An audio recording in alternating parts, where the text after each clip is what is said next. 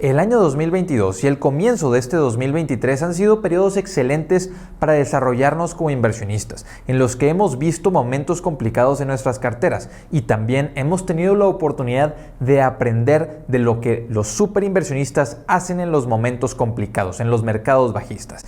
Y en este video quiero hablar acerca de dos superinversionistas. Quiero mencionar brevemente la carta anual de Francis Rochon, quien es un superinversionista que en las cartas anuales de su fondo deja muchísimas enseñanzas y explica de qué manera él ve las inversiones y de qué manera interpreta el mercado. Por otra parte, mencionaré el portafolio de Robert Binal. Y Robert Binal es específicamente interesante porque mantiene una cartera sumamente concentrada, una cartera que usualmente tiene posiciones con las que nosotros estamos familiarizados, empresas relativamente grandes, y con esto él ha logrado retornos desde que abrió su fondo de un 19% anualizado, mientras que el S&P 500 logró retornos de aproximadamente un 9.5% en el mismo periodo. Entonces hablemos de su portafolio y de los movimientos que estuvo haciendo, ya que adquirió por primera vez acciones de Interactive Brokers. La hace un 6% de su portafolio. Es el broker que yo utilizo para adquirir empresas internacionales o empresas pequeñas a las cuales no puedo acceder en el broker que utilizo aquí en México, que es GBM. Por otra parte, él en su portafolio adquirió más de Meta, una empresa que yo tengo como una de mis posiciones principales. Y para mí siempre ha sido muy importante voltear a ver y analizar lo que los superinversionistas están haciendo. Claro, no para hacer lo mismo que ellos, sino para entender cierto razonamiento y así tener la oportunidad de adoptar diferentes prácticas para mi estrategia de inversión. ¿Qué hizo? Bueno, él agregó un 30% más a su posición de Meta, la vuelve un 22% de su portafolio.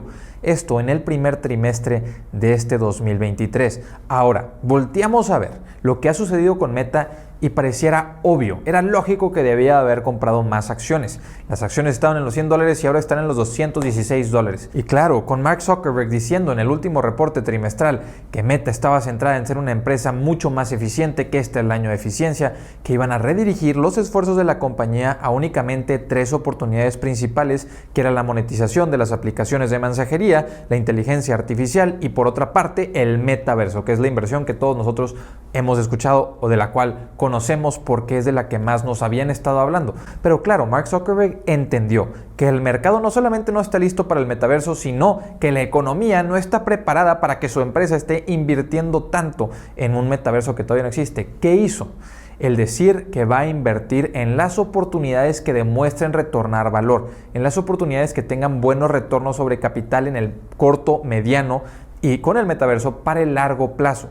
Es así que el enfoque de su compañía no solamente lo aventó al futuro, sino que está intentando hacer mucho más eficiente la compañía del día de hoy, aumentar el día de hoy la rentabilidad en el nivel que se pueda y en este medio plazo rentabilizar las aplicaciones de mensajería para retornar crecimiento, no solamente a las ventas, sino también a las utilidades de la empresa, logrando así tener suficiente capital, suficiente oxígeno, suficiente flujo de efectivo para invertir más en la oportunidad que ellos consideran es el metaverso. Así es como Mark Zuckerberg lideró este turnaround o lideró este cambio de imagen frente a los inversionistas. Y aunque ahora se ve sumamente fácil, yo hablé de Meta en varias ocasiones en los últimos meses y Meta no es una posición que tenga mucho optimismo de parte del mercado. De hecho, anteriormente, en noviembre, cuando yo hablaba de sus acciones, muchos mencionaban que las acciones de esa empresa iban a irse a 50, que iban a irse a 30, que no valía la pena, que era una empresa que ya había perdido completamente el enfoque, y yo en realidad veía que Mark Zuckerberg iba a hacer lo necesario por sacar a flote o por mantener a flote y hacer de su empresa una empresa exitosa. Misma cosa que creo que vio Robert Binal, que también agregó a su posición. Pero quiero recalcar lo difícil que es agregar acciones a tu posición en la que existe tanto negativismo, en la que los analistas se vuelcan en contra de la acción y empiezan a bajar la calificación, empiezan a bajar su precio objetivo para el próximo año. Cosa que ahora, cuando las acciones empiezan a resurgir, cuando Mark Zuckerberg anuncia no solamente 10,000 despidos, sino otros 11,000, ya van 21,000 despidos, hay rumores de que puede despedir aún más personal, de que está intentando de disminuir y alinear los planes de compensación. Veremos qué sucede con eso, al menos eso es lo que se rumora hasta ahora. Y con todo esto fue que regresó, y regresó pronto, el optimismo para las acciones de Meta. Mi pregunta es, si las acciones de Meta no se hubiesen recuperado aún para esta fecha Al nosotros ver lo que Robert Vinal hizo, criticaríamos su posición, criticaríamos que agregó más a una posición o una empresa que en realidad parece estar perdida, haber perdido el enfoque, haber perdido la idea de generar flujos de efectivo y se ha concentrado en invertir en un futuro incierto que probablemente nunca exista. ¿Qué hubiese pasado si el precio de las acciones no hubiese cambiado? Yo en este caso admiro a Robert Vinal, lo utilizo como aprendizaje, lo utilizo como experiencia de cuando las cosas están difíciles, no sabes cuánto tiempo puede tardar en cambiar la perspectiva del mercado. Lo que sí puedes hacer es revisar los fundamentales de la empresa y lo que está haciendo la empresa. Y si para ti vale la pena, puede que sea una oportunidad que simplemente los demás no estén viendo. Recuerda, el mercado no te paga por estar en contra de la manada ni por estar a favor de la manada. El mercado paga por los fundamentales, por la generación de flujos de efectivo. Únicamente hay que revisar eso, no tanto el ruido. Claro que para cuidar los flujos de efectivo tienes que protegerte contra los competidores. Tienes que tener diferenciación, un moat. Las otras posiciones que tiene Robert Vinal en su portafolio es 28% en Credit Acceptance Corporation, 23% en Salesforce, una empresa que creo todos conocemos o al menos la mayoría de nosotros hemos escuchado de ella. Y es una empresa que había tenido bastante crecimiento, pero que como el resto de las tecnológicas había estado dando demasiado en compensación en acciones, sobrecontrataron, ahora otra vez están luchando por ser más eficientes, el CEO no se ha tenido la mejor relación con los directores de las empresas que han estado adquiriendo, ya que Salesforce no solamente ha crecido de manera orgánica, sino ha tenido mucho crecimiento de manera inorgánica, adquiriendo Slack, este competidor de Teams de Microsoft, por ejemplo. Entonces, Salesforce es una empresa que, así como Meta, está teniendo está haciendo ciertos esfuerzos por cambiar la imagen que tiene el mercado de ellos, por ser más eficiente y por luchar por lograr esa rentabilidad. Y además, otra de sus posiciones importantes es Wix con un 17%. No entiendo al 100% la lógica de la inversión en Wix, entiendo la oportunidad de crecimiento de Salesforce, entiendo la oportunidad de Meta, podría entender la situación de Credit Acceptance Corp, pero Wix es una empresa en la cual tú haces o personalizas sitios web. Entonces, no sé qué diferenciación tenga por sobre Shopify, por ejemplo. No sé si tenga un mejor producto. Yo he utilizado Wix, he utilizado Shopify, prefiero el producto de Shopify. Entonces, simplemente no sé por qué es que 17% está en esta empresa que, desde mi perspectiva, no tiene un gran moat, no tiene una gran protección para sus utilidades, que veo que es algo que a Robert Vinal le interesa bastante, que las empresas estén protegidas contra los competidores, que tengan diferenciación.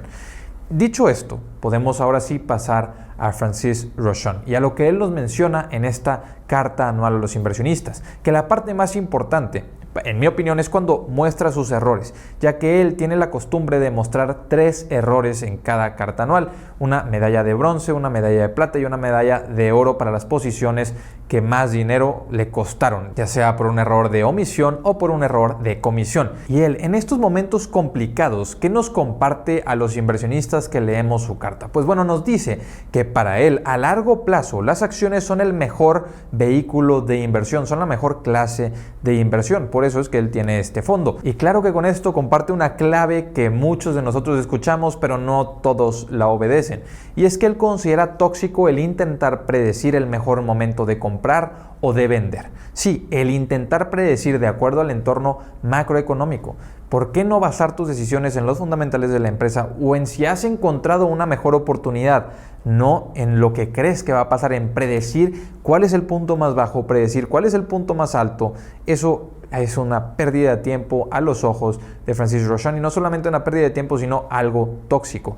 Y creo que esto nos deja entender algo de cuál es el error que él comete, que lo mencionaré más adelante, ya que con esta lección de intentar predecir el momento perfecto de compra, él nos muestra uno de sus errores que tuvo. Ahora, dice que ellos eligen compañías con márgenes elevados, que tengan administraciones brillantes y, muy importante, administraciones que sean honestas. Por otra parte, que tengan buenos prospectos para el largo plazo. A él no le interesa únicamente lo que está sucediendo hoy, sino que le importa que la empresa que genera altos retornos lo pueda seguir haciendo en el futuro con los prospectos o los activos que tiene ese negocio.